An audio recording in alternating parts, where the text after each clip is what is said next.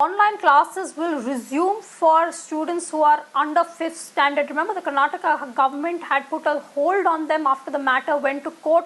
But this move is also temporary until the expert panel gives its recommendations on the issue. Neha Hebale joins us for more. Now, Neha, obviously there has been a revision of position here by the Karnataka government.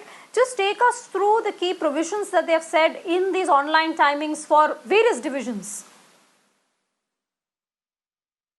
Well, I think that's right.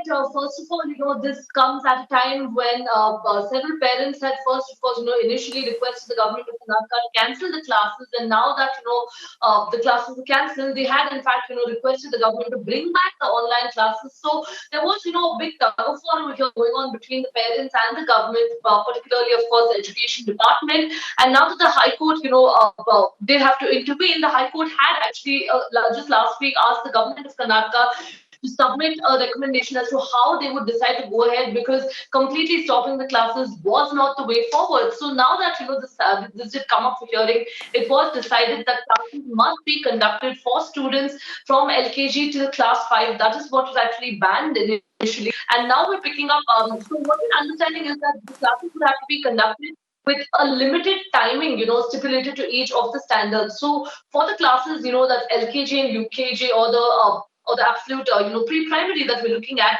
these would only be allowed to up to about 30 minutes a week. Now, also going forward, that's for classes, 1 to 5. We're looking at about 2 sessions, that are divided, of course, 30 to 45-minute sessions every week. Now, for classes 6 to 8, we're looking at about, 4 sessions on every, 2 sessions every alternate day. And classes 8 and above, we're looking at 4 sessions of about the same, 30 to 45 minutes every alternate.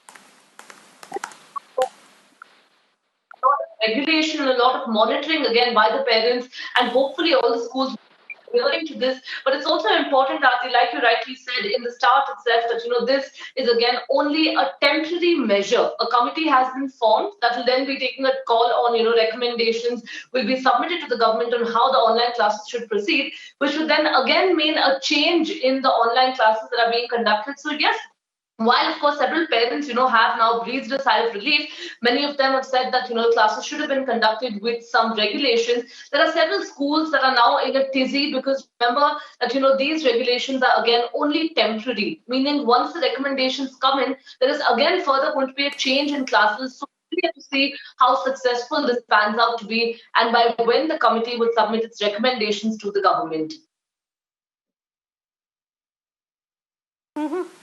Neha, thanks so much for that update. As Neha was telling us, a revision of position of the Karnataka government's revision in the Karnataka government's position on this issue, though it is temporary as of now.